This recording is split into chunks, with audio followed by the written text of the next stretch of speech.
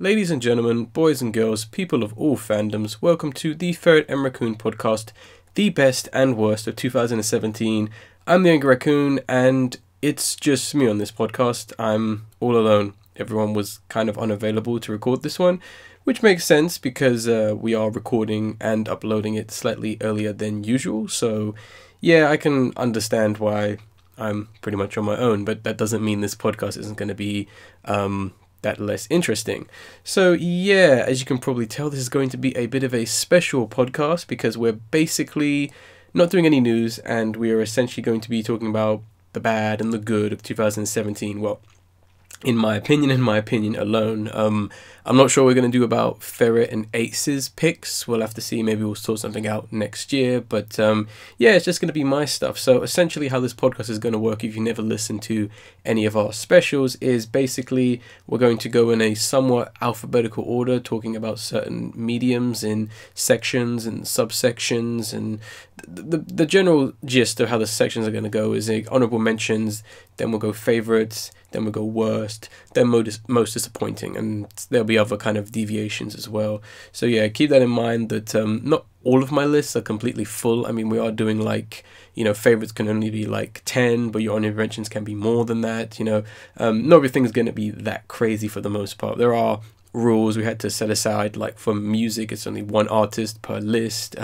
Films, it's only films that were only really available in our country. So for example, what did I use the example? La La Land. England didn't get La La Land until 2017, despite the fact it came out in 2016. So it is a 2017 film for us.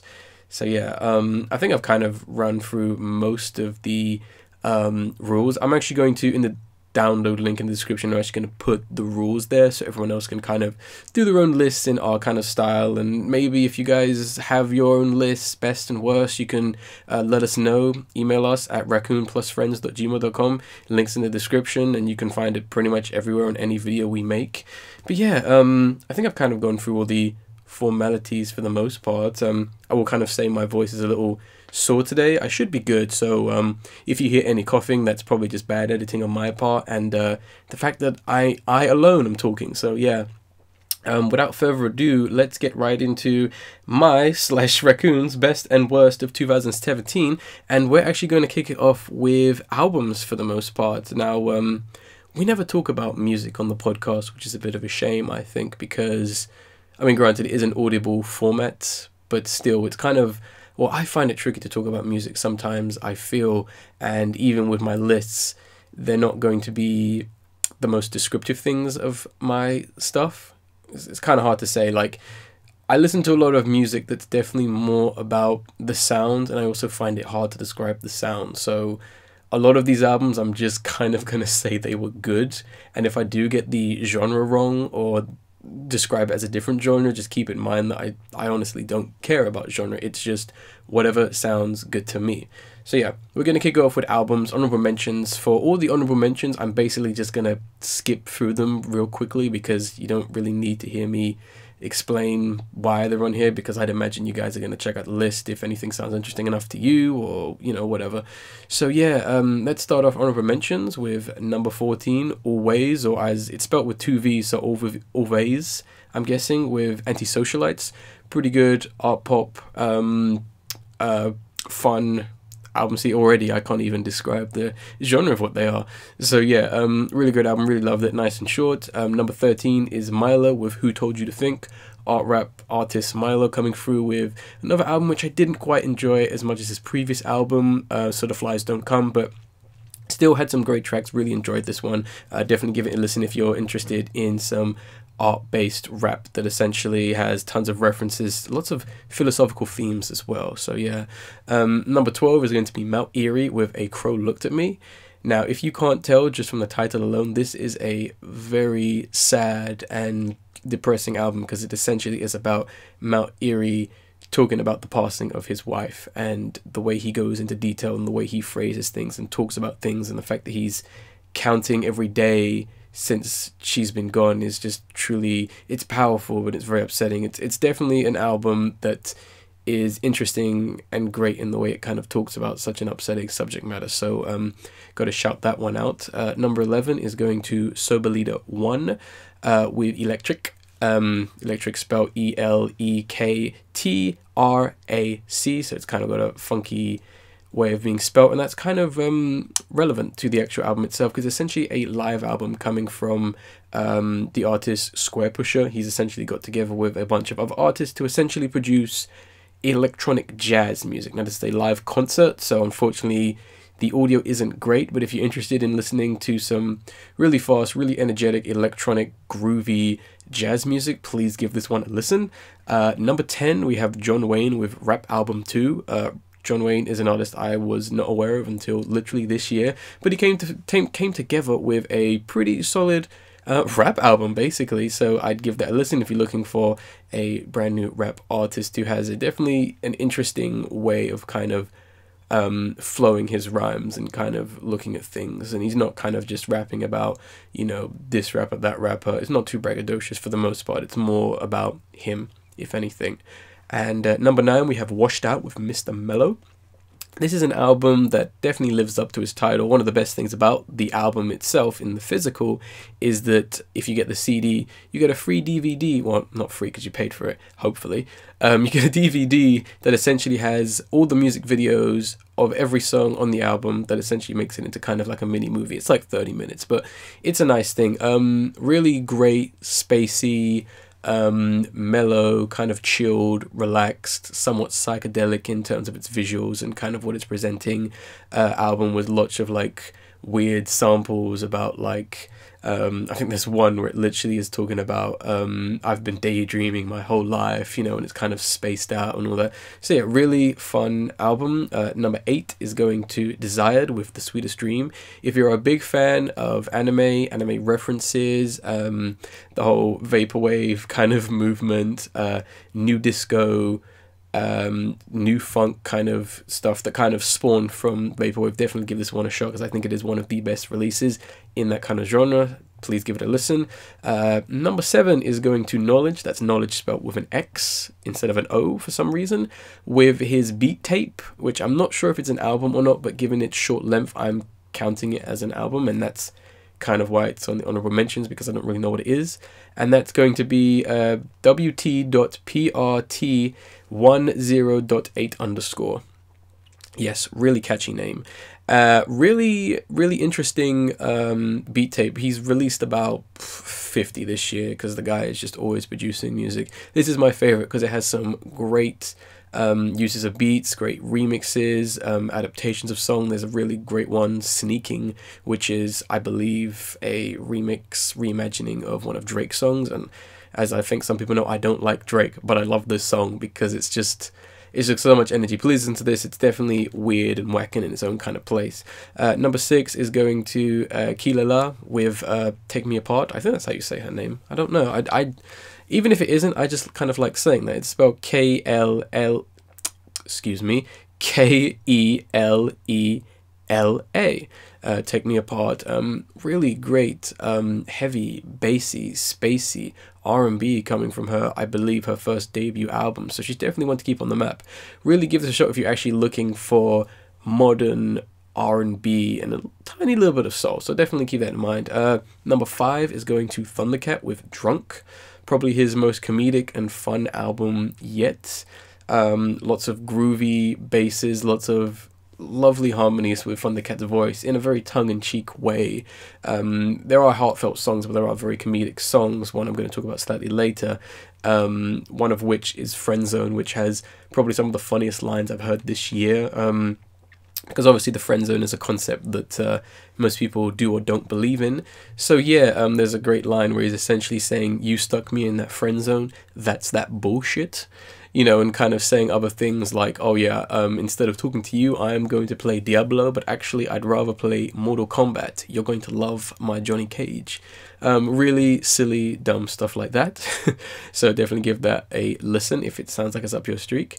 Number 4 is going to Icy Twat with Milk. This is his debut album. He's not really a rapper, he's mainly producing beats and heavy, bassy beats that definitely make you want to turn it up. It's a really great project, and I want to give this guy a shout out because I think he's one of the better beat producers out there right now that isn't really getting too much love. Number 3 is going to Rhapsody with Leela's Wisdom. Great album. Rhapsody, probably one of the strongest female lyricists I've heard of and know of right now. Fantastic album with a lot of great features coming from Kendrick Lamar and Busta Rhymes, surprisingly enough, and it all comes together. If you're a big fan of Kendrick Lamar's To Pimp a Butterfly, definitely give this a listen because it's kind of coming from that same flow. Number 2, we're giving it to Brockhampton with Saturation. Brockhampton, probably one of the biggest hyped artists, well, they consider themselves a boy band right now, and yeah, Saturation 1 was a pretty good album to kick off their career, second released album, I believe, and yeah, just so many hits on this thing, like so many club bangers, I guess you could say, but a lot of great moments as well that you wouldn't necessarily say are club hits for whatever reason. And final honorable mention is going to Piss Jeans with Why Love Now. Such a rough and abrasive punk rock album. Absolutely love this thing. Definitely the kind of album that's going to make you want to destroy things like punk rock should. And yeah, let me move on to favorites. I'm actually going to get a sip of water here real quick, because usually when I have the other guys here, I can do that and no one will notice, but unfortunately you guys are going to have to hear it, so get ready for some awkward sounds and some silences real quick. Yeah, I might as well emphasize that as soon as you can hear the noise. So yeah, favorite albums. Number 10, we're going with Igloo Ghost with Neo Wax Bloom. Igloo Ghost is finally dropping his debut studio album, and it turned out pretty damn well. I cannot really describe or compare his work to anyone because he literally is in his own kind of world. The only thing I can say is if you're a big fan of early 90s, 2000s, English wonky kind of music that was definitely had like skewed, you know, sound effects and all that kind of stuff, definitely give this a shot. He's definitely coming out with really weird samples and rap artists that are sped up in almost chipmunk voice, and there's this whole kind of story going on in the album, but you have to kind of read up because it's about some kind of, it's like little characters that he's created in his visual artwork kind of fighting and doing all these epic things, and it's just so great. Definitely give this a listen if it sounds like it's up your street. Definitely not for everyone, so I would say try 1 or 2 songs before you jump into this album. Number 9 is going to Alex Cameron with Forced Witness. This is a great, really fun caricature kind of rock with a little bit of like electronic elements coming from Alex, as he essentially is talking a lot about love and the idea of being loved and being really like passionate about love. There are songs where he's essentially talking about how there's this woman online who's sending him pictures, and you know, he doesn't want to tell his girlfriend, he doesn't care how much he's paying for it, he just wants to see, as he describes, those beautiful eyes. So there is kind of like a nice, sincere kind of vibe coming from it, but a very creepy guy vibe coming from it, but it's all kind of played for jokes for the most part. Number 8 is going to Mac DeMarco with This Old Dog. I'm a massive sucker for synthesizers and drum kicks and 808s, so to have a Mac DeMarco album essentially have this sound and flow was just it was a real icing on the cake for me. Love the album, love the tone of it, love the really somber and sad moments like Moonlight on the River and Fading Away, where he essentially talks about his father, who he doesn't really like, passing away, and saying that it's very sad to essentially watch him fade away. But there are great moments, great fun moments about love on this, so yeah, definitely want to give this a shout out. Number 7 is going to Open Mike Eagle with Brick Body Kids Still Daydream. Kind of a very sporadic release for Open Mike Eagle, because essentially it's about the fact that the projects that he grew up in have recently been demolished, and he's essentially rapping and kind of talking about that in very nice and loving, like nostalgic ways, but at the same time very harsh and, you know, very angry ways. I do definitely like the juxtaposition and the fact that he can be very much like, you know, positive about like talking about how his, you know, he lived with his grandma and a great time hanging out in the community, and then kind of just going on one saying, how could you basically destroy my childhood. Fantastic stuff from Open Mike Eagle. Number 6 is going to Brockhampton with Saturation 2. Yes, they released 3 albums this year, all titled Saturation 1, 2, and 3. Did not get a chance to hear 3, but yeah, number 2 is my favorite. In my opinion, it is the best album. It has the most variety, it has the best production on it, the best effort, and all around I just absolutely loved it. It does have like one of my favorite songs of the year on it, and couldn't recommend it more enough. Number 5 is going to, I always say his second name incorrectly, but Neil Cicierega with Mouth Moods. Funny enough, the third album in, I guess, the Mouth trilogy. Now, Neil is essentially a remix kind of parody artist where he's essentially chopping up and remixing existing songs to make new ones, you know, kind of taking the instrumentals of one song and the vocals of another, kind of mashing together. But he has so much more production, so he's not just like some silly YouTuber just trying to be funny making a meme. So much more production, he's adding so much more to this. It's definitely an album worth listening if you want to hear maybe some of your favorite songs or most hated songs in a new light. So gotta give that album a shout out. Number 4 is going to Remeo Drive with Greatest Hits. Not actually their greatest hits, they just called it that, but really fun album. It's kind of got like a post-punk, punk kind of vibe, a little bit of teen angst in there, but in a tongue-in-cheek kind of way. Really loved this album, nice and sweet and short, just loved it. Number 3 is going to OCs with Orc.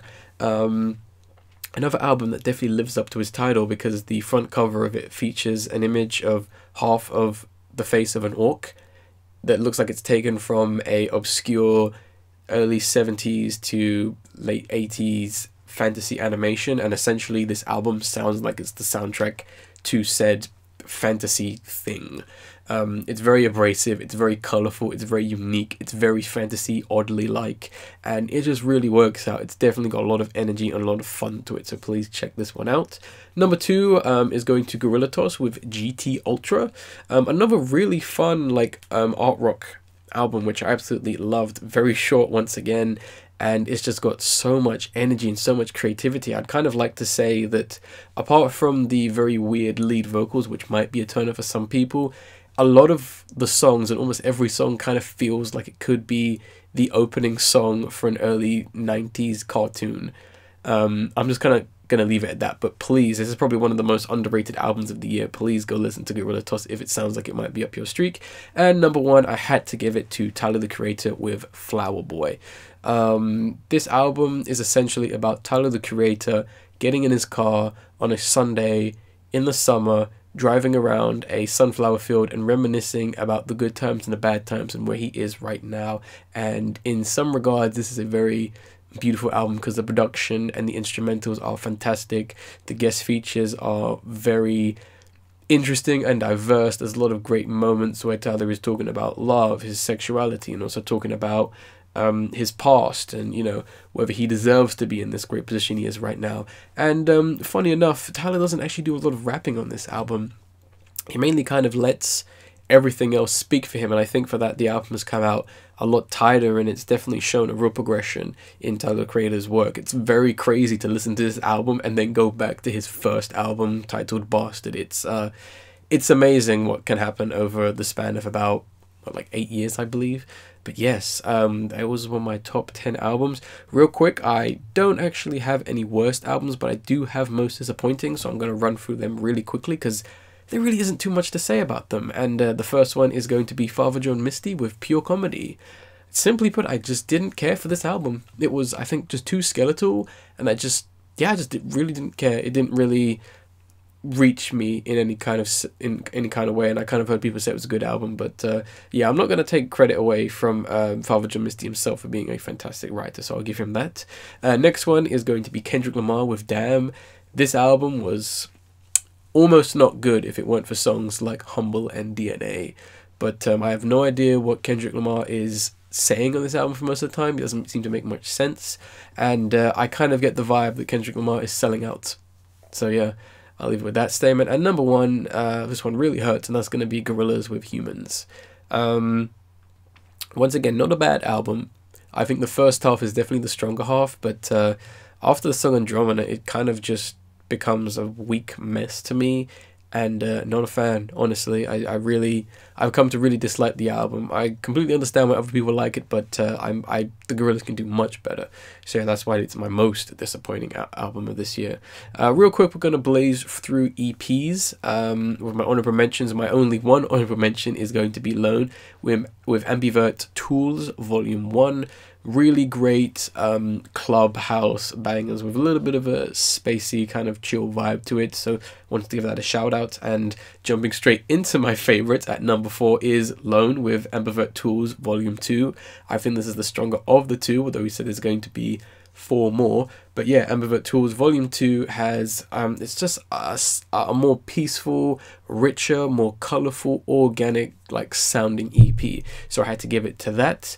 Number 3 is going to Mall Grab with Pool the Party Music, a great variety of songs that kind of do live up to the title. There are definitely some hard basses and some tracks you can definitely hear being played in the club or at a pool party. So yeah, I wanted to give that one a shout out. Number 2 is going to Yeji with EP2. She has probably some of my favorite and some of the stronger tracks of this year. A lot of like house tracks, especially one I'm going to talk about. But yeah, really loved her variety and her tone, her very soft spoken voice, especially on songs like Passion Fruit. So yeah. And number 1, I'm going to give it to Injury Reserve with Drive It Like It's Stolen. A very, probably the band's best material and probably some of the darkest and saddest stuff I would say on this. It's very short. It's like, I'd say about like 20 minutes or so, but they have some really great tracks where they're kind of talking about very dark subject matters and going into some softer, lighter subject matters, which I kind of really don't want to spoil because I think it's just one of those EPs I don't want to spoil. But yeah, that's going to be EPs. Now let's move on to songs. Once again, I'm going to blow very quickly over these songs because I really just can't describe these songs, and I would honestly recommend you go listening to them because, funny enough, on the Angry Raccoon 1 channel, I have a playlist that, as of this podcast going up, has every song that I enjoyed, more than the ones I'm going to mention. So please go listen to some of these if you feel so. So yeah, number 10 is going to be Phaser Days with Lucky Girl, really catchy, fun song. Number 9, Radiohead, Man of War. This is essentially, I think, a B-side from one of their albums which just got re-released, but really like this song, really like the progression of it, and the music video is fantastic. Number 8 is going to be Falmora with Cult of Operator. Great fun little disco funky track which essentially samples kind of like a training instructional video audio and talking about how to use your phone, the operating system, which I thought was quite cute. Number 7 is going to Igloo Ghost with Solar Blade.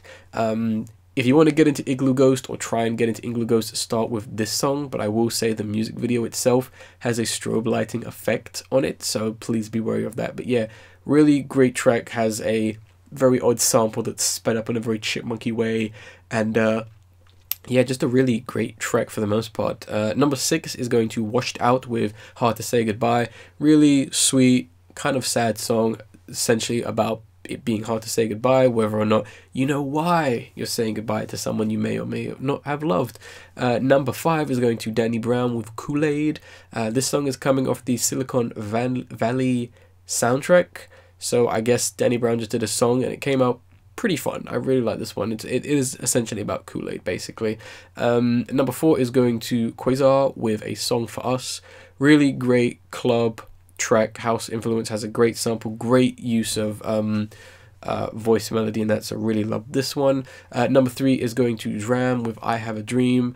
I really love Dram's positivity on this album, essentially talking about how he had a dream, he's probably going to get this dream, and how dreams do come true. So very simple track, but it's just lovely the way he sings it and kind of talks about it. It's kind of like his hey, hey, hey, dreams do come true, you know, that kind of stuff. Very, very fun stuff. Number 2 is going to go to Scissor.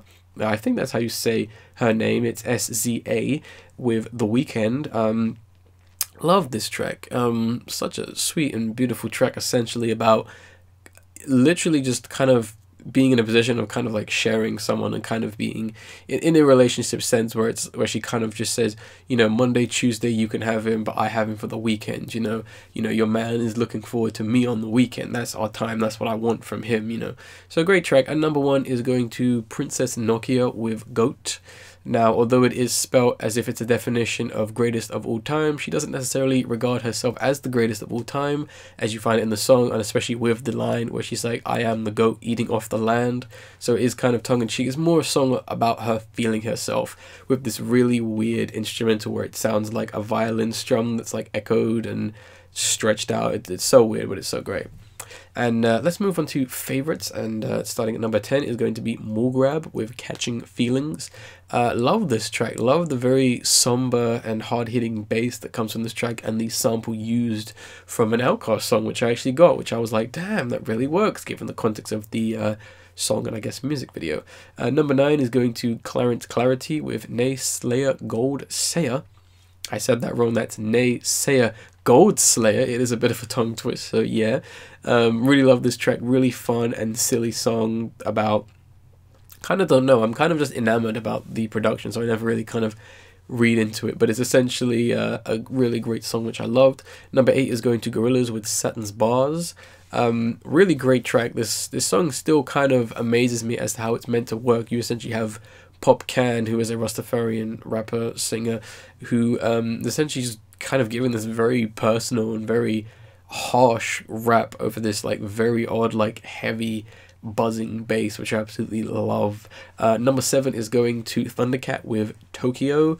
This is a great song. Kind of has an instrumental, a little bit of like an arcade game with that nice kind of funky guitar riff, as essentially Thundercat is talking about going to Tokyo and how Tokyo and everything in it has kind of influenced his life and who he is, you know, particularly there being lines where he's saying Goku fucking ruined me, and, you know, kind of saying how he's a bit psychotic and making a lot of like references to the culture. So a really fun song. Number 6 is going to Kendrick Lamar with Humble. The best song off the damn album, and it's a great song. It's a song I think we all needed as well, and I think a song that Kendrick should have made, you know, kind of, it is, because I think in some retrospect people do need to be a little bit more humble, I would say. So yeah, really great track. Number 5 is going to DJ Shadow with Horror Show featuring Danny Brown. Great song that has this really harsh, very fast, kind of jittery, like instrumental, so really love this track, probably one of my favorites off that DJ Shadow EP. Number 4 is going to Yeji with Rain Girl. Really great club track, you know, kind of got that really repetitive make it rain girl, make it rain, you know, which is great with that nice bass, so love that. Number 3 is MGMT with Little Dark Age. I was about to say Little Dark Nightmares, but that's something else. Little Dark Age, I really loved the synthesized piano on the way and the progression and how it all kind of worked out, and yes, really love this track and definitely looking forward to the new album. Number 2 is going to Brockhampton with Swamp. Probably one of my favorite instrumentals of the year, hands down. This is a great song that essentially kind of illustrates every strong element with every band member in the group. So yeah, love this track, especially the main hook where it's essentially, they've been talking down on me, huh, what they say, you know, really great stuff. I've kind of had that on repeat a little bit. And number 1 is going to Rich Chigga with Glow Like That. Such a pretty and beautiful song coming from Rich Chigga, who I believe is dropping his new album. So yeah, absolutely love this. I don't really want to talk about it, like I said, because I don't really want to spoil too much for some people. Oh, and that's pretty much going to deal with music. Real quick, we have books. I don't read books, simply put. I really should have. That was one of my aims for last year, and I just simply didn't. So yeah, the only real thing I have is The Unbeatable Screw Girl, which is a Marvel comic, which I continue to enjoy. So yeah, let's get to films, probably one of the biggest ones, and there's a lot that can be said about films, so I'm kind of going to run through them very quickly after I get a quick sip of water, because I really need it. Ooh. Ah, yeah, that's better. So yeah, so we're going to do honorable mention, so I'm going to start with number 11 with Your Name. Probably one of the most overrated anime films of all time in recent years. The film is just okay. It's alright. If it wasn't for the second half that completely ruins everything that the first half did well, it probably would have been on my favorites list, but because of that, I really can't. But luckily, the animation and the voice acting, the characters was good enough. It's just everything else fell apart towards the end. Number 10 is going to Thor Ragnarok. I think the best thing I liked about this film was the characters, and that's almost kind of it, but there were some great funny moments which I enjoyed. So yeah, number 9 is going to Trainspotting 2. Really enjoyed this film. I think I like it a little bit more than other people, but that's probably because the original Trainspotting, which you kind of need to see to get this film, is just so damn good. So yeah, maybe I'm just kind of like saving a little bit more, but I still think it's a good film. Number 8 is going to Napping Princess. Really fun, imaginative, great film. Another Japanese animated film, which kind of looking back, I think it could have been a little bit more exciting, but hey, it's got some great stuff which I think is worth it, so definitely check that out when it's on DVD. Number 7 is going to Guardians of the Galaxy Volume 2. Not as good as the first one, but still pretty damn good in terms of continuing and building up on what we already established, and it was great. I think it just kind of fell apart towards the end. Not the actual ending, but let's just say the final fight, I would say. Number 6 is going to La La Land. Absolutely love this film. A great kind of throwback to the old school, like Hollywood big productions, set design, musicals of the past, and really love this one. It was a really sweet one, especially having a little bit more of a jazz influence in there. Number 5 is going to The Void, a very underrated horror film that has some fantastic concepts, nice use of blends of sci-fi, and some really fantastic use of practical effects. So if you're a horror fan and that sounds right up your alley, please check this one out. Number 4 is going to My Life as a Courgette. Really great stop motion animated film coming from France. Absolutely adore the cuteness of this film and its like style and its charm, and I love how they handled the subject matters in this film. I think that's something that definitely needs credit. Number 3 is going to A Silent Voice. Such a pretty and lovely and fantastic film that I think is going to age perfectly as a very relatable film for young teenagers, and it has a lot of really interesting concepts and ideas that it handles extremely well. So I was very happy with this film. Please check this out because it is on DVD right now. Number 2, The Killing of a Sacred Deer. I really want to see this film again because I am somewhat having a hard time remembering what happened in it. I'm not really sure why, but I do remember enjoying it being a good film, and I think it is worth a mention.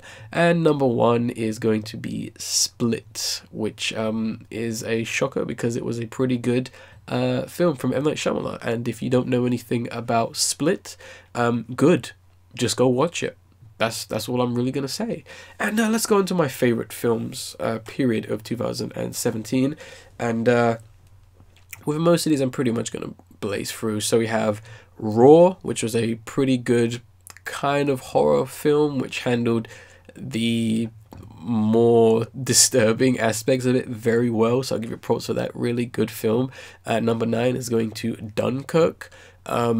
Really surprised how well this film was handled and how it was told, and the acting and the weirdness in some sense of how the story was told and delivered, and really loved it. It definitely felt like an epic in a very unfortunate situation if you actually know the story of Dunkirk itself. Number 8 is going to Loot Over the Wall.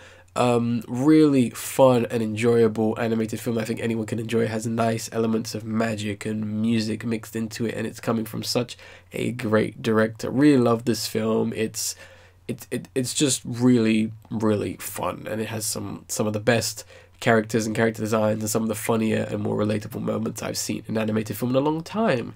Next, number 7, we have It Comes at Night, the literal definition of a survival horror. I thought this film was pretty damn fantastic. I loved the pacing of it. I loved how it was told. I loved the simplicity of it, and I loved the fact that almost everything was ambiguous. Yeah, that's really how you do it for the most part. Number 6 is going to Logan. Probably the best like superhero film, hands down, probably because it isn't really a superhero film, but it's such an ugly and upsetting and violent film. It's a little bit of a commentary, I guess, on superheroes as well, but it was great to see what they did with the characters, especially lovable characters, and some of the new stuff they did, and the grittiness, and like, oh, everything about it was just such a surprise, but I'm so glad it turned out to be so good. Number 5 is going to Get Out. Really loved this film. I loved it's very silly but very dark, kind of themings and subject matters, and I thought all the acting was fantastic, even given some of those matters. And I think it's just a film that just worked. It's definitely going to be one that's gonna. I would like to see more people make films like Get Out, and I'd like to see more comparisons, like, oh, it's as good as Get Out, it's another Get Out, you know, that kind of thing. Number 4 is going to The Red Turtle, a absolutely simplistic looking but well made animated film that is essentially, it's almost a silent film practically, and it's very short and it's very sweet, and I absolutely love it. It's please don't look into it too much if you're actually going to go see it. All you should know is about a guy who washed up on an island and there's a red turtle. So yeah, that's what I'm going to say. Number 3 is going to The Florida Project. Really love this film other than the last few seconds of the ending, and it's a great kind of like look into this world that I believe does somewhat exist, and I think the way it's shot and the way it's told and everything that's brought up in is fantastic. And I think the kid actors definitely feel like kids because they're annoying and they're bratty, and you know, the mother definitely feels like she kind of becomes more of the villain as the film goes on. But yeah, fantastic film, loved almost every minute of it. Number 2 is going to The Handmaiden. I didn't know what this film was about when I initially picked it up on Blu-ray, but I'm so glad that I didn't, and I'm so glad I watched it when no one was in the house. Yeah, really good film. I'd highly recommend it if you're a big fan of let's say Japanese culture and just good films in general. So yeah, please check it out. And number 1 is going to Baby Driver. Absolutely love this film. I think this is kind of a film that's kind of literally like the definition of a good film. It has great action, has a lovely story, great memorable characters, and it kind of just feels alive, and there's such a great energy to it. And it's a film that's kind of almost always on the move for the most part. Even in the slower moments, something's always happening, and obviously the soundtrack is expertly chosen. So yeah, really great stuff. So those are my favorites. I have a few worst albums which I don't really need to talk about them, so I'm really just going to list them. The third one is going to be Sing. Just absolutely painful to watch for the most part. The second one is going to be Ghost in the Shell 2017. Absolute trash, based on one of the greatest pieces of animation and Japanese animation of all time. Just completely despicable. And number 1 is going to Alien Covenant. This film is so messy and so disorganized and so stupid. It is completely unreal, and I don't want to see another Alien film because of this film, because it just was so stupid. And I have a few films that were a bit disappointing for me. The first one is going to be Spider-Man Homecoming. Yeah, I just really didn't care, honestly. It really didn't resonate with me. Great villain. I think the Spider-Man they have is great. Some new additions, but it was just Spider-Man again, so I just didn't care. Number 2, Kingsman, The Golden Circle. Something was missing from this film, and I haven't quite figured it out. And that's kind of why it's not there. I don't really know what's missing. I guess maybe the charm. But yeah, just a little bit disappointing. Not a bad film by any means, but just, yeah, it didn't really work out for me. And probably the most disappointing film I saw was John Wick 2. The beginning hour was boring, and the ending was just bad. I mean, you're only really getting like about 35 minutes of good stuff in this film. Those 35 minutes kick ass, but it's not enough for me to, talk more positively about it. So yeah, those are my films. Let's move on to video games while I get a quick sip. Oh, that's good. Yeah, my voice is kind of giving way, as you can probably tell. So yeah, my honorable mention is a little bit different because I essentially have put down games I haven't played that I think are really good, in my opinion. So I'm just going to run through them real quick, because out of almost everything I've listed, you can go on YouTube and pretty much watch a whole playthrough of any of these games and kind of make up your own mind. So yeah, much like I did. So yeah, let's go through this real quick. Number 13, I'm going to give it to Gravity Rush. Number 12, Night in the Woods. Number 11, Legend of Zelda Breath of the Wild. Number 10 is Nier Automata. Number 9, Hollow Knight. Number 8, A Hat in Time. Number 7, Little Nightmares. Number 6, The Evil Within 2. Number 5, Resident Evil 7. Number 4, Persona 5. Number 3, Sonic Mania. Number 2, Mario Odyssey. And number 1, Cuphead. Personally, all games I intend to play at some point, and all games that I think were fantastic. My actual favourites only consist of 2 games. The first, or I should say the second, is Shovel Knight Spectre of Torment. It was the DLC for the already fantastic Shovel Knight. Really enjoyed, once again, playing as another character, another perspective. It's a bit of a prequel to Shovel Knight. Really fun stuff. And number 1, I'm going to say Fire Emblem Echoes Shadows of Valentia. I love me some Fire Emblem. This game was great. It's technically a remake of the second game ever released. I think they did a fantastic job, other than a few issues with the home map and the way dialogue systems worked. But other than that, really strong game. And yeah, we only have one major medium list to go through, and that is going to be television.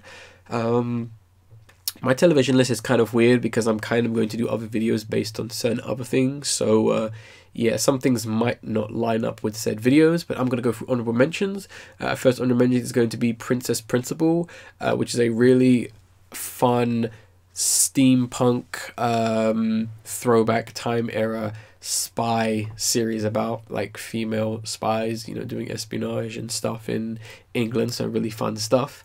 Number 5 is going to Arugo. It's a pretty fun comedy about a really stupid girl who is unbelievably stupid, and there's kind of like this weird vortex with all these other characters who aren't the brightest and who just kind of get sucked into her stupidness. So it's a really great series. Number 4 is going to Interview with Monster Girls, a really well done and creative series about what would a realistic world be if things like vampires and succubuses and Dullahans and snow women existed. So it's really great to see how they did that. So creative. I just absolutely love this one.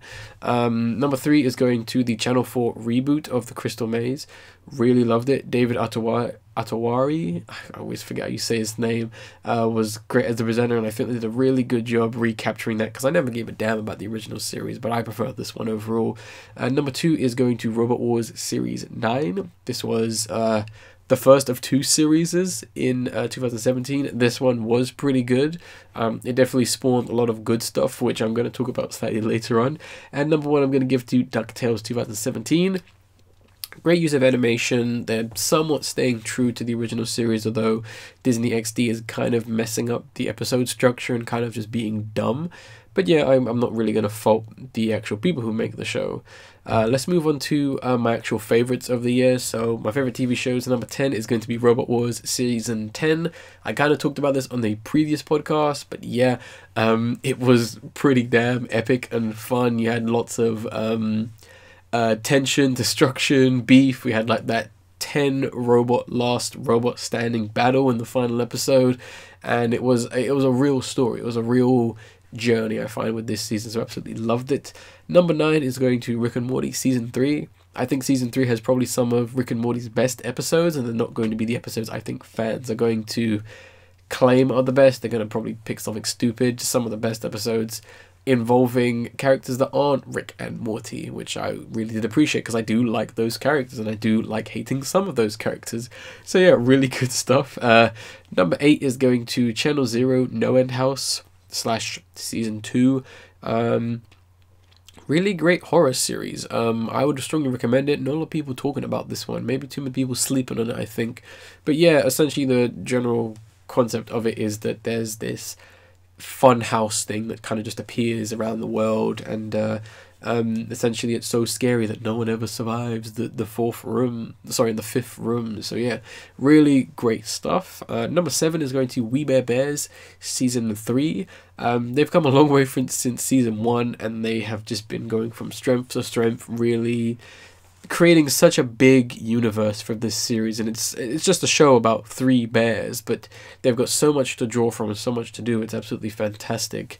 Number 6 is going to another anime, and that is going to be Little Witch Academia, the TV series. I really felt like Trigger Studios finally achieved what they wanted to do with this franchise, and it culminated in some pretty awesome and imaginative ways to do with magic, and some interesting ideas I've never even seen tackled with magic, which kind of get introduced towards the second half. And I think, although I think the season was kind of slow to start initially, really great stuff overall. Like the second half, I think from episode 10 onwards, it's just saved. But yeah, number 5, I'm going to give to Stranger Things Season 2. Other than a few editing and constant repeating of telling me information, this was a pretty good season. Slightly better than the first one, I think, but yeah, it felt like a continuation of Stranger Things rather than let's do Stranger Things again. So absolutely loved it for that. Number 4 is going to Miss Kobashi's Dragon Maid. Essentially, it's a series about a lady who gets a dragon who is a maid, and wacky hijinks happen, but everything else in terms of the comedy and the aesthetical view of it and all the other characters, it's so lovable and it's so fun. If you've been on the internet long enough, you've probably seen the characters. Number 3 is going to Maiden Abyss. My damn, this anime played with my and probably a lot of people's emotions because it's so damn good. It's definitely a very weird series. It's kind of literally in its own world because it takes place on an island or a country with a massive hole in the middle of it, and they go and explore it, and all these kind of crazy and disturbing things tend to happen in it. And yeah, I absolutely recommend it. Please go check it out if it sounds like it's up your street. Number 2 is going to Oren Monogatari, 2nd season. This is the only thing I can't actually talk about on this list, because to even mention anything in it is to spoil the other series. So yeah, all I'm going to say is it's about monsters and stories regarding people dealing with monsters and demons and spirits and that kind of stuff. So please go and watch go and watch any other series other than this, particularly the first series, the Baker Monogatari series, and kind of just go from there. And number 1 is going to OKKO Let's Be Heroes. Finally, Lakewood Plaza finally got a TV series, and it turned out to be absolutely fantastic. It is such a wacky and weird and colorful and reference-based cartoon that doesn't take itself too seriously. It's all about people being superheroes and fighting, and it just takes place within a plaza in a shopping mall, and oh, it's just absolutely fantastic. Please go check it out. The first episode is like 11 minutes, so it definitely needs a lot more love despite the fact it's already fantastic. So yeah, those are my picks for best of television. And now we're kind of going to take a break from media for the most part as we kind of get towards the end of things, and we're kind of going to talk about moments in 2017. Personal stuff, and things that I experienced, good or bad, I just kind of wanted to share. So I'm going to start with the best stuff, I think, after I get a quick sip of some stuff, because my voice is getting a bit dry. Ooh. I should say, for the reference, I'm not sipping on anything special. It's just water. So yeah. So let's talk about the best. So the first one I have is that I was essentially invited to my primary school's head teacher's retirement party. Yeah, they retired and I was invited to go to it, and it was a very surreal experience, kind of being among new teachers and old teachers that taught me, as you know, I'm now over 20 and you know, they're still there, and it was a really nice experience, really nice party. We went to a lovely place, there were fireworks there, and you know, there was dancing, there was a photo booth, so really great stuff. Definitely something I'm going to remember. Next one I'm going to talk about is the fact that I was given and have a proper good paying job, which I am extremely grateful for. It's essentially why I've been a lot busier towards the end of this year. But yeah, I'm moving up in life, and that's good, and I'm really happy about that. Next one was the fact that over probably the 2 hottest days within summer this year, and in England, and I think it did kind of break some records, I was out filming a school play for a primary school for their end of year play, which we turned into a movie and showed to all the other parents and all the other kids, which was fantastic. It was a great experience, very stressful because I was essentially filming a film, and yeah, we did it in the span of about 3 weeks. So yeah, it definitely was a testament to my skills, as I can film a film in a matter of a few days. So yeah, I'm definitely very happy about that. I loved how it turned out, and I loved how it exists, you know, because they now have this piece of media they can always remember and fall back to, which is lovely. Number 2 is a very positive one, despite the fact it was filled with a lot of negativity, and that is essentially finding out that I don't have cancer.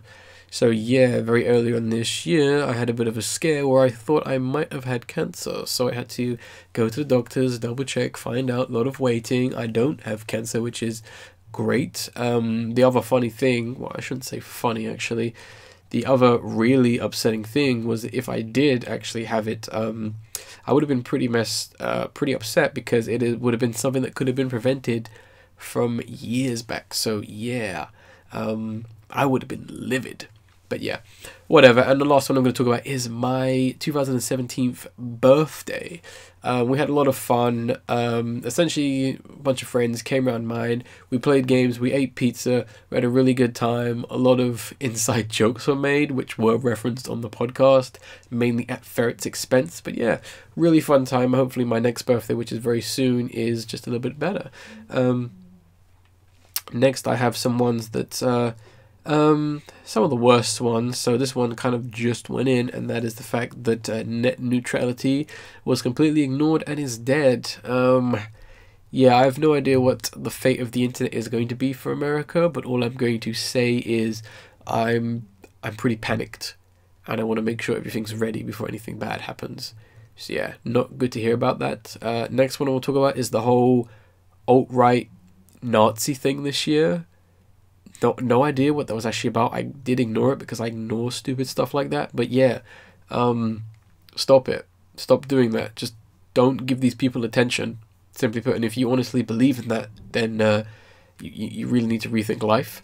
Next I want to talk about is the fact that some really awesome people passed away this year. And I mean, I know it's inevitable, but it is always sad to have that happen. We had people like George Michael, Carrie Fisher, Bill Paxton, Sir Roger Moore, Adam West, and George A. Romero. We all lost them this year, which was a massive shame. Next one I want to talk about is the pointless and almost never-ending talk about Brexit, the fact that England is going to leave Europe. I absolutely can't stand the pointless and, you know, the fact that they're just stretching it out and drawing it out, despite, you know, a day can't go by where they're going, oh, Brexit this, Brexit that. You know, they're talking loud and literally saying nothing. It's so jarring, and it makes me not want to read, basically. It really makes me not want to read. And that's saying a lot. Next one I will talk about is kind of a controversial one, because it was basically controversy, and that is everything to do with the Death Note film in 2017, the Netflix one, because essentially everyone lost, simply put. Fans of the original animated series lost because they got something they enjoyed tarnished by a bad film. Everyone who isn't into anime who watched this film and thought it was bad, they're probably never going to check out anime, so that's a loss. Everyone who went on some kind of waxing poetic riot, or, you know, tangent about how it's the best thing ever and how it's the worst thing ever, you guys wasted a bunch of time, and it definitely goes to show how sad you possibly are. And also the director, because he's now stuck in some form of limbo where he'll never be able to do anything original ever again, especially living down such Travis films like the Blair Witch Project. So yeah, and also just real quick, kind of aimed at the director himself, Adam Wingard. I don't really understand your mentality when you essentially are criticizing people's opinions. You have some truth in what those comments were, but you essentially go on some kind of tangent about how people are viewing your films and how people are getting upset, and some kind of dumb mentality about criticism. But yet after the film comes out, you received death threats and a lot of criticism, and you essentially deleted your Twitter account over said things. And I find that very weird, because it's not your first film, but yet for whatever reason you feel is the time to actually be offended by said people's opinions. Very interesting. And yeah, I guess it just is kind of interesting that a director, someone who is in a creative industry, for some reason can't take criticism. Very interesting. Yes, they were threatening your life, and I understand that, but at the same time, every director has their life threatened for the most part, and they keep making films. Do you want to know how many death threats Michael Bay or George Lucas have received just in the last 5 years? Yeah, and they're still working.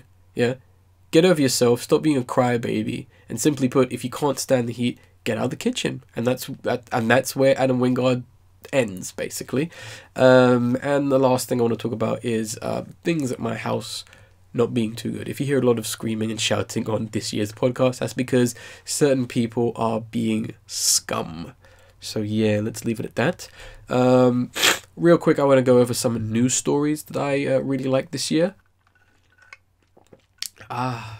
Gotta get some more water. So the first one I want to talk about is the girl in England or London essentially wanting to replace Big Ben with the simple sound of boing, because Big Ben has unfortunately fallen silent due to maintenance, and I thought that was a very cute and funny story. Next one I will talk about is the reshoots regarding Justice League and Henry Cavill's mustache. Really dumb, really funny situation, and obviously the end results are that Justice League was terrible and also has really terrible CGI. You only have to look at Henry Cavill's face or Superman's face to see that. Next one I'll talk about is the weird instance of the film industry essentially claiming that website Rotten Tomatoes is the main issue for why people aren't seeing films this year. And spoiler alert, it's not Rotten Tomatoes, it's the fact that you guys don't want to make original films and you keep trying to reboot and sequel bait franchises that people have become bored to. So yeah, it's not just one website and evil critics, it's simply get good, basically.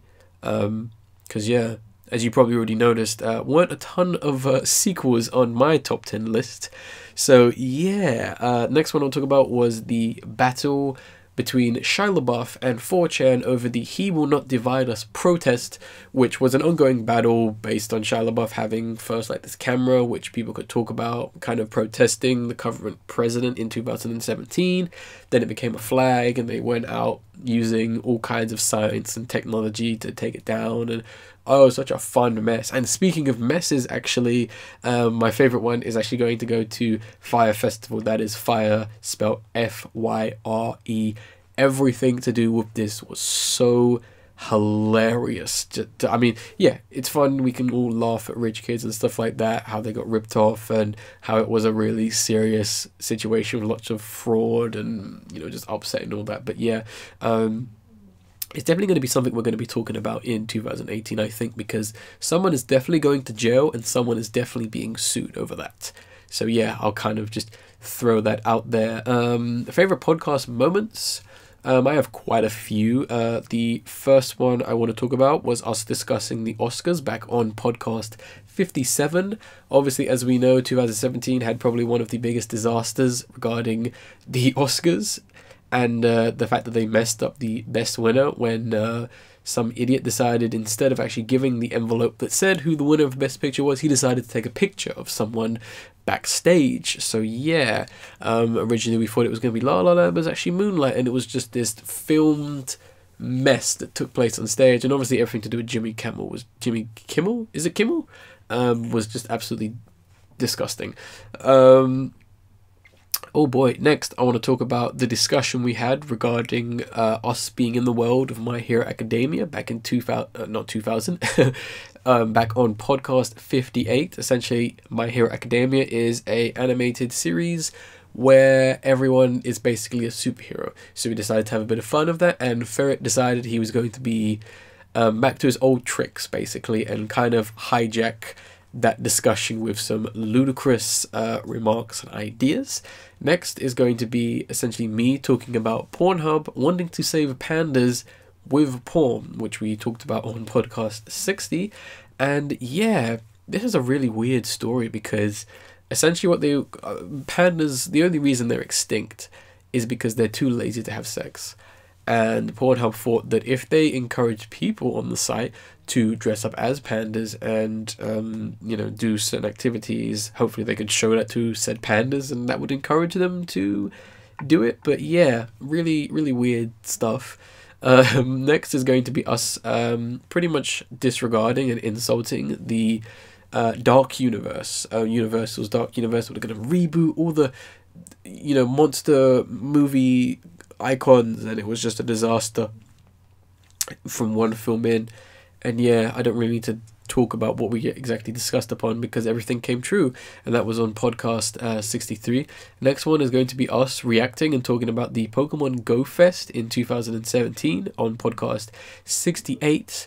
It does have the infamous line, "My shoes are all wet from all the Pokemon out there," which is a line that keeps me up at night because it is so baffling.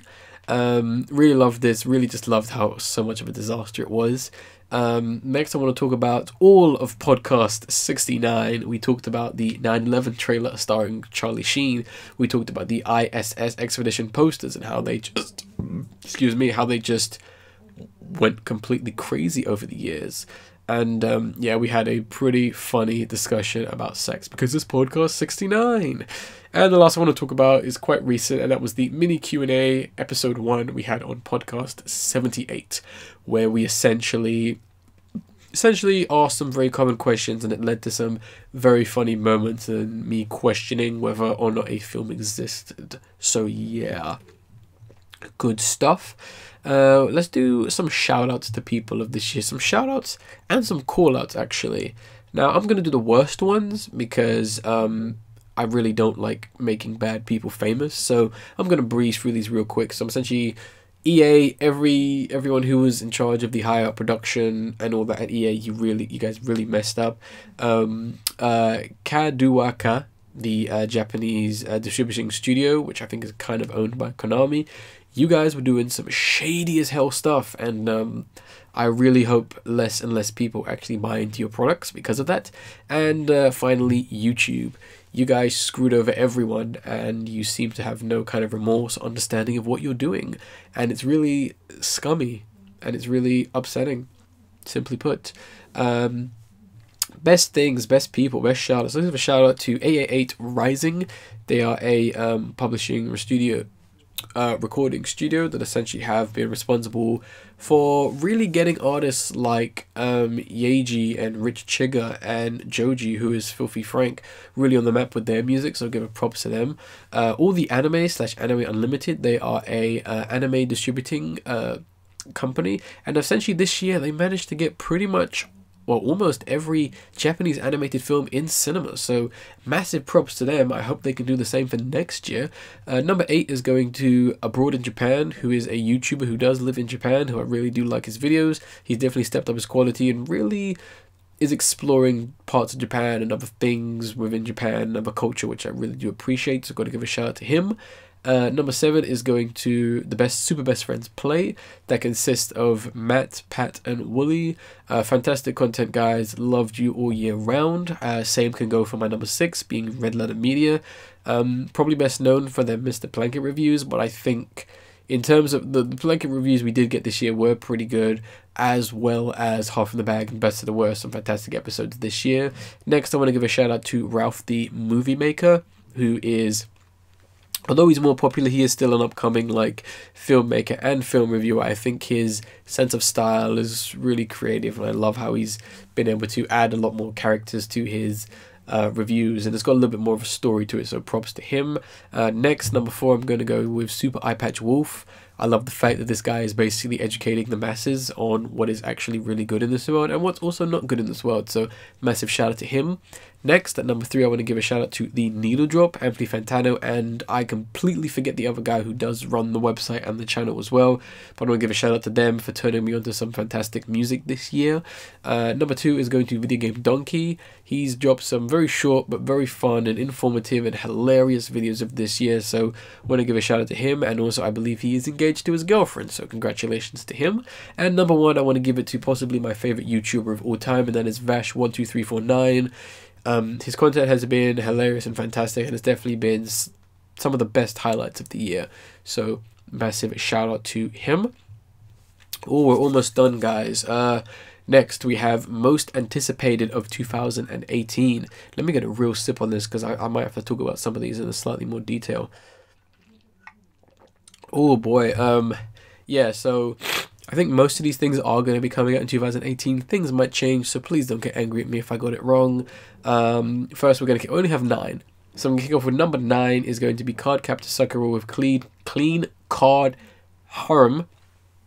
Not Harem, excuse me, that's my cold coming through. Hen. I love Cardcaptor Sakura. It's one of my favorite animes. It's also a bit of a guilty pleasure. It was one of the first animes I ever watched. So yeah, looking forward to this sequel so many years later. So here's hoping it's going to be good. Number 8 is going to Indivisible. This is a 2D beat 'em up RPG, turn-based game, which I believe is coming out in 2018. We played the demo of it a while back, and hopefully it does come out, because I love the character design, I love the way it plays, I love everything about it, so I cannot wait. Number 7 is going to Maria, I don't know if I said it, Mirai, Maria, let's just say that, of the future. This is coming from the same director as The Girl Who Leapt Through Time, Summer Wars, Wolf Children, and The Boy and the Beast. This is his next film, and it's looking pretty damn promising, and it has been confirmed that it is coming to the West this year, or I should say next year, so that's going to be great. Number, what are we at, 6 is going to The Incredibles 2. I've waited almost my whole life for this sequel, and it's finally happening. I hope it's going to be as good as the original one. If not, I'm just still happy that it exists. I don't think it'll be complete trash, but here's hoping. Big thumbs up. Number 5 is going to Early Man, Aardman's next stop motion or claymation animated film. Really looking forward to this caveman story. I'm hoping that they do some really fun things with it, so definitely high on my list. Number 4 is going to an anime series called Darling in the Franxx. It's kind of spelled, well, Franxx, so obviously I don't really know how it's going to be pronounced. It's even going to be pronounced, I probably pronounced it incorrectly, it's probably pronounced in some kind of weird way, but yeah, I don't know anything about this. I've kind of avoided any information about it for the most part, so yeah, really looking forward to it. It's kind of going to be like a mecha, maybe high school anime. I do like the designs of the robots themselves. They have a Zone of the Enders kind of feel, and yeah, it's a great it's kind of like a collaboration between Studio Trigger and A1 Pictures, so that should be very interesting. Number 3 is going to High Score Girl, which is an anime about a girl who loves to play video games, and it is perfect, so cannot wait for the adaptation. Number 2, kind of cheating a little bit, but that's only because I think that they're both going to be one and the same, and that is going to be FLCL 2 and 3, or Fooly Cooly 2 and 3. Fooly Cooly is one of my favorite animes of all time, and the prospect of a sequel is very interesting, especially as soon as we're getting 2 sequels. So yeah, I'm really looking forward to that, and my number 1 pick for most anticipated is going to be the film Isle of Dogs. This film I think is really going to be good. There isn't going to be anyone regretting seeing this film. It's just going to be a good film. I just know it is. It has to be a good film. And yeah, that's pretty much going to talk about all media. Almost at the end, guys. I know it's been a long one, but yeah. This is the time where we kind of talk about some of our personal goals and things we want to achieve and do in 2018. So I'm going to run through them real quick, because there's no point in me really talking about them as soon as I should be doing them as it should be. So yeah, you could say New Year's resolutions if you want. It's up to you. Number 1 is essentially I'm going to be putting more effort into my YouTube videos, because I kind of dropped the ball this year, and that isn't really my fault, mainly because YouTube made it incredibly hard for me to keep going, because they kept taking down my videos, which was very frustrating. So yeah, I'm going to be working some stuff out, and yeah, we'll be doing some stuff. Next one is that I'm going to be doing a lot more reading, kind of self-explanatory. I need to do more reading, simply put, so I don't forget how to read. Next, I'm going to be practicing more drawing. I can't actually draw. I'm just not very good at it. Well, I think I'm not very good at it, but I need to just practice more. So I'm definitely going to be working on that for the most part. And probably the biggest one is that I am essentially aiming to move out of this house and move into my own place, because I'm currently living with my parents. It's going to be a big process, but hopefully I can have my own space and I won't be cramped up in this current place that I'm recording. So yeah, big plans. And yeah, it kind of feels like we're missing something. We're not, but that's because people aren't here. But you know, whatever, what can you do? We're pretty much at the end of the podcast now, and this is where we'd wrap it up for the most part. And I kind of have one thing to say, and that is that essentially as of January 1st in 2018, I'm going to be activating 2 new YouTube channels and essentially dividing up my content into certain sections. So the Angry Raccoon 1 channel is going to get renamed at some point, but not for a long time, and I can't really say why. So yeah, essentially what this channel is going to be is it's going to be for a lot of my live action filmed stuff, basically. That's what it's going to become. The other 2 channels are essentially going to be managing the podcast and any other audio based things you do, like audio commentary tracks, and the other one is going to be specifically for my reviews of films and animation and TV shows and stuff. So I'm going to let you guys know when those channels are activated on my Twitter account, which is Angry Raccoon. You can see it in the description, and in the download link I'm going to put it there so you can follow me and kind of keep up to date to me, because I'm going to let you guys know what those channels are called, because there's not a real name given to them as of yet. And also on this current channel I'm going to be deleting almost everything.